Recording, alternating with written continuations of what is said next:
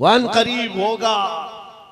मेरे अजीजों, आज के नौजवानों से मैं ये कहता हूं, तुम्हारे दौर में भी ये डरा सहमा हुआ जो माहौल है, लोग बनाने की कोशिश कर रहे हैं। अभी देखना और हालात खराब किए जाएंगे। हमारी हुकूमत आएगी तो मस्जिदों को तोड़ डालेंगे, मदरसों को तोड़ डालेंगे। इन जालिमों को लगता है तुम्हारे सारे बिल्डोजर में ही ताकत है। सिर्फ ताकत इसी का नाम है। राज मिल जाए, तख्त मिल जाए, उस वक्त कुछ लोगों के ऊपर जुल्म करना आसान है। जिस तरह चंगेज ने भी किया, हलाकू ने भी किया, बड़े बड़े जालिमों ने किया है, और उनका हशर भी तुम्हें मालूम होना चाहिए। इंशाअल्लाह वो वक्त आएगा जब खसो खाशात की तरह तुम बहा दिए जाओगे, अखबारों में तुम्हारा नाम तक ना होगा। और अगर कुछ बाकी रहेगा तो क्या रहेगा? न घबराओ मुसलमानों, अभी खुदा की शान बाकी है। अभी इस्लाम जिंदा है, कुरान बाकी है। ये जालिम काफिर क्या समझते हैं जो रोज हमसे उलझते हैं? अरे अभी करबला का आखिरी मैदान बाकी है। नारे तकबीर, नारे रिसालत, मुहाफिज़े नामूसे रिसालत, मसलके आला हजरत।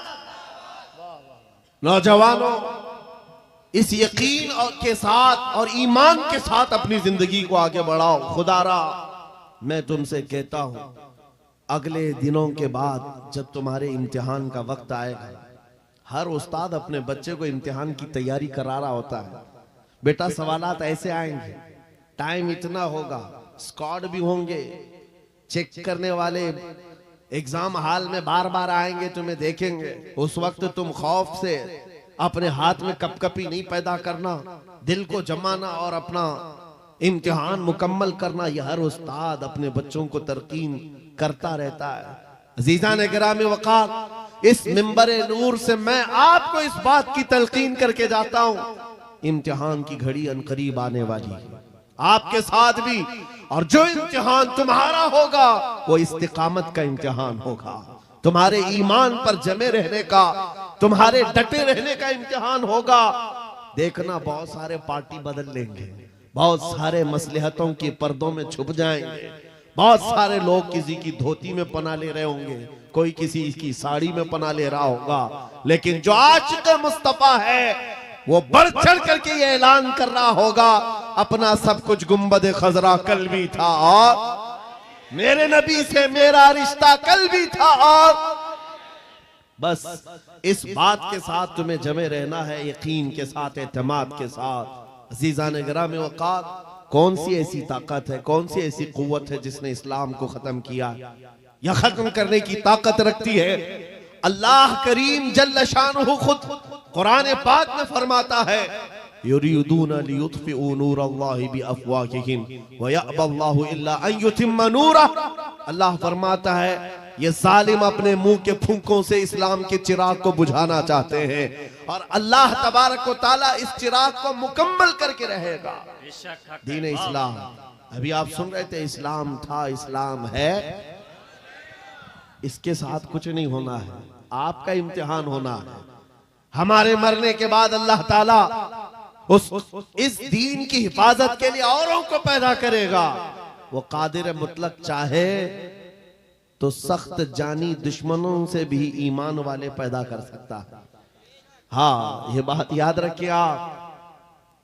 ततारी जिन्होंने बगदाद को हिलाक करके रखा था, रब तबारक व तआला ने उन्हीं के सीनों में ईमान की दौलत दी और वो मुहाफिज़े इस्लाम बन गए।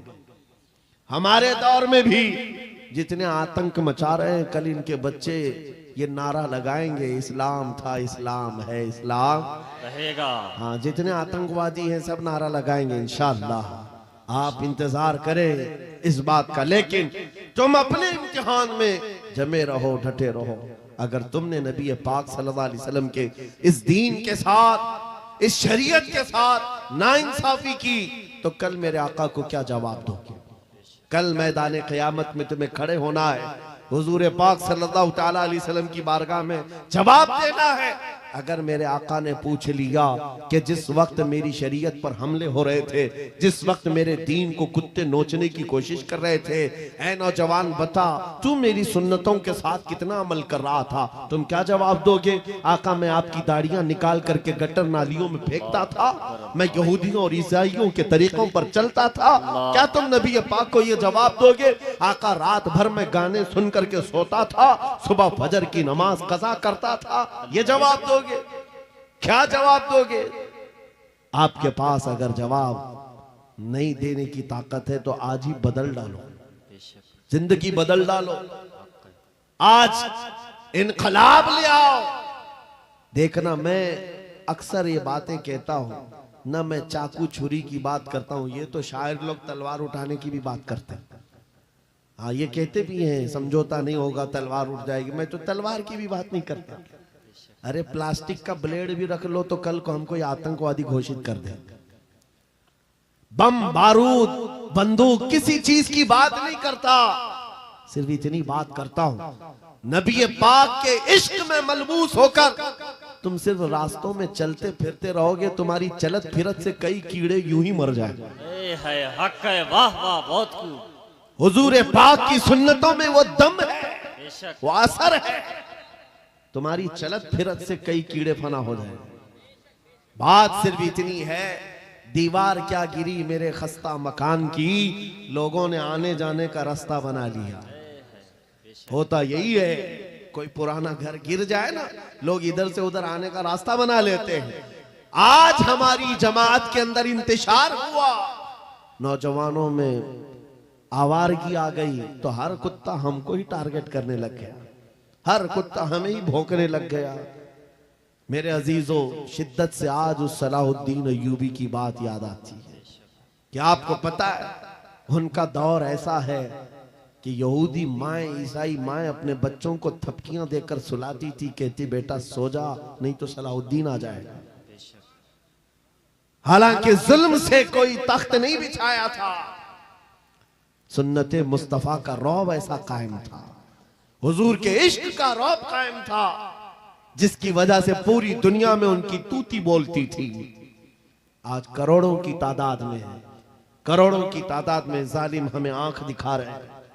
हमारे बच्चों का कत्लेआम, हमारी औरतों की इज्जतें नीलाम, हमारी गर्दनों पर राज, और बगैर किसी खौफ के शायर इस्लाम पर भौंकना आज की आदत सी बन गई।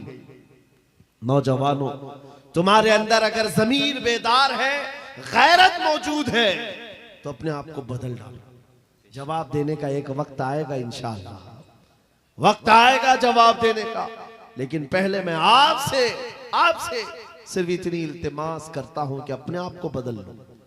कल को हमारे पास फख्र होगा, फख्र के साथ किसी मैदान में उतरेंगे, वो तुम्हारे होलियों को ऊपर से नीचे देखते रहे और पूछते रहे ये कौन सी मखलूक है, ये कहां से आई हुई जमात है, तो हम सीना तान करके कहेंगे ये मोहम्मद अरबी के शेरों की जमात है। आज क्या हम दिखाएं लोगों को? गुटखा खाने वाले लोग दिखाएंगे। हम नौजवानों को बालियां पहने हुए, हाथों में चूड़ियां पहने हुए, चोटियां डाले हुए, जीन्स फटी हुई और बालों में दाढ़ियों में डिजाइन किए हुए ये नौजवान ला करके हम खड़ा करेंगे। मेरे अजीजों, दुनिया के ऊपर अगर हैबत तारी होती है तो सिर्फ आशिकाने मुस्तफा से होती है, हुजूर के गुलामों से होती है। आज से 3 साल पहले पैरों से माजूर एक खादिम हुसैन ललकारता था, व्हील चेयर पर बैठ करके ललकारता था। अरे सफेद दाढ़ी हो चुकी, उम्र काफी है, सफेद दाढ़ी, पैरों में माजूरी, लेकिन पूरी दुनिया में ऐसी हैबत तारी कि यूरोप की जमीन भी हिलती नजर आए। हॉलैंड की पार्लियामेंट में बाज़ाब्ता उनको लेकर कहा जाए ये आदमी मोस्ट डेंजरस है, बहुत ज्यादा डेंजर है।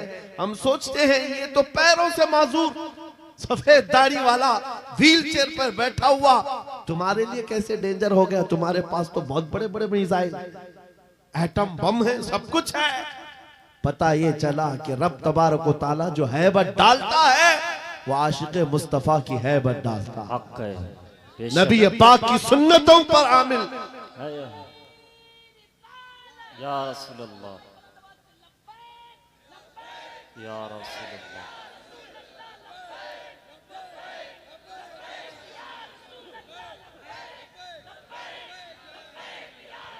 सैयदना उमर इब्ने खत्ताब रज़ी अल्लाह ताला अन्हु का दौर है। सहाबा कराम एक इलाके को फतह करते हैं, वहां का जो गवर्नर था, वहां का जो सुल्तान था, वो गिरफ्तार हो गया। दूसरे मजहब से ताल्लुक रखता था और उसने तलवार उठाई थी, इनके खिलाफ कैद हो गया। लेकिन जब कैद होकर के आया तो जाहिर सी बात है, हमारे खिलाफ तलवार उठाए थे, अब फंसे हो तो मार खाओगे, अब तुम्हारी मौत होगी। लेकिन मुजाहिदीन इस्लाम थे, हजरत उमर के पास पेश किया, कहा कि इसका क्या करना है। कहा अगर वो इस्लाम में आता है तो उसकी जान बख्श दी जाए। उस बादशाह से कहा गया कि तू अगर ईमान ले आता है तो तुझे तेरी जान भी वापस और तेरा मुल्क और तेरी सल्तनत भी तुझे लौटा दी जाए, तू ही बादशाह, तू ही गवर्नर है। उसने कहा मेरा दीन इतना आसान नहीं है कि मैं बादशाहत लेने के लिए अपना ईमान छोड़ दूं, नहीं हो सकता, नहीं हो सकता। जान से मारने की बात थी। उसने कहा मैं अपना धर्म नहीं बदल सकता। फिर उसके बाद साहबा ने कहा हजरत अमीरुल मोमिनीन से इसका क्या किया जाए। हजरत उमर फारूक ने क्या किया सुनो, कहा उसको कहो कि हम तुम्हें जेल में डाल देंगे। उस बादशाह से कहा गया तो उसने कहा मंजूर है मुझे जेल, लेकिन मैं अपना धर्म नहीं बदल सकता, दीन नहीं बदलूंगा। हजरत उमर ने कहा जेल में डाल दो, और 10 सहाबा को भी उसके साथ जेल में डाल दिया। इनका कोई कसूर नहीं था। 10 सहाबा जवान थे। नौजवानों तवज्जो से सुनो, उस कट्टर दिल बादशाह के साथ जेल में डाल दिया। वो नौजवान सहाबा जेल में थे। उनके वक्त, उनके औकात की पाबंदी, सुबह दोपहर शाम वो अपनी नमाजों के पाबंद, कुरान की तिलावत, नबी पाक सल्लल्लाहु अलैहि वसल्लम की मोहब्बतों वाली सुन्नतें। 8 दिन नहीं गुजरे थे, वो बादशाह इन नौजवानों को बार बार देखता था। पलट करके उसने कहा तुम्हारे अमीरुल मोमिनीन से मुझे मिलना है। पैगाम पहुंचाया गया हजरत उमर के पास, कहा लाओ उसको। पेश किया गया बादशाह को, जेल के बाहर ला करके हजरत उमर के पास। कहा क्या कहना चाहते हो। कहा ईमान लाना चाहता हूं, ईमान लाना चाहता हूं। कहा हमने तो इससे कबल तुम्हारे सामने पेशकश रखी थी, क्यों नहीं लाए। उस वक्त तो तुम्हारी सल्तनत भी तुम्हें वापस करने की बात की गई थी, तब भी नहीं लाए। जेल में डालने की बात की गई, तब भी नहीं लाए। वो बादशाह कहता है इस तरह से अगर आप 25 साल भी मुझे जेल में डालते तब भी मैं नहीं बदलता। मुझे ये सख्तियों ने नहीं बदला, आपके इन 10 जवानों ने मेरा दिल बदला। इनके अखलाक और किरदार मैंने देखा, फिर मेरा दिल गवाही देने लगा ये झूठों की जमात नहीं हो सकती। और मैंने इनकी सुबह देखी, इनकी शामें देखी, इनका उठना बैठना, इनके नमाज, इनकी इबादतें, इनका गिड़गिड़ाना, ये सब देख करके जवानों में मेरा दिल पसीज गया। और फिर दिल ने पुकार करके कहा गुलामों का जब यह हाल है तो फिर आका का हाल क्या है। गिरामी वक़ार, बदल सकते हो आज भी बदल सकते हो कि अगर तुम्हारे अखलाक, तुम्हारा ईमान मजबूत हो जाए, पत्थर दिलों को भी बदल सकते हो। बस बात इतनी है कि अमल के मैदान में तुम्हें आना है, उनके दिलों को बदलना मेरे मौला की शान है, रब तबारक व तआला की शान है। बड़े बड़े जलसे कर लिया, रात पूरी जाग लिया, लेकिन तुम्हारे अखलाक नहीं संवर सके तो ये फजूल हो जाएगा, कोई काम के नहीं। अगर सिर्फ दिखावे के लिए फॉर्मेलिटी अदा करना है तो हमें जलसों में बुलाओ भी मत। हम इस काम के लोग नहीं हैं, हम इस मैदान के लोग नहीं हैं। नहीं, हमारा ये पेशा है कि आपके पास आया, तकरीर किया और कुछ पैसे लेकर चला गया, अपनी कमाई किया। अलायाज़ु बिल्लाह, कभी नहीं। सिर्फ एक दर्द लेकर के चलते हैं कि हमारी जमात में से वो नौजवान किस दिन उठेगा जो इकबाल का जवान था। सुना है कुदसियों से मैंने कि वो शेर फिर होशियार होगा। बस यही दर्द लेकर आप तक, बल्कि बंगाल की खाड़ियों में, बिहार की झाड़ियों में, हर जगह पर सफर सफर इसलिए कर रहे हैं कि कहीं ना कहीं मेरे मौला करीम ने फजल फरमाया और रहम फरमाया उम्मत मुस्तफा पर। हमारा जवान बेदार हो जाएगा, इन गानों को ये लात मारेगा, ये सारे मुजरे करने वाले अखलाक को ठोकर मारेगा और खड़ा होकर दुनिया को बताएगा मेरे नबी से मुझे इतना प्यार है कि तुम अगर नंगे रहने पर फख्र कर सकते हो तो मैं मेरे मुस्तफ़ा की सुन्नतों पर फख्र करूंगा। बेशक सुभान अगर तुम्हें चोटी रखने पर शर्म नहीं आती तो मुझे दाढ़ी रखने में क्यों शर्म आए? हकीकत बोल रहा हूं या नहीं? अरे लोग आज तो चड्डी पहन करके निकल रहे हैं, उनको कोई शर्म या उनको कोई हिकारत से नहीं देखता, बल्कि फैशन कहलाया जा रहा है। तुम्हें अगर अपने मुस्तफ़ा करीम से मोहब्बत है, जैसे कि कहते हो जान भी दे देंगे, माल भी दे देंगे, उनके कदमों पर कुर्बान भी हो जाएंगे। जान बाद में देना, गर्दन बाद में देना, पहले अपने अंदर मौजूद खराबियों की कुर्बानी दे दो।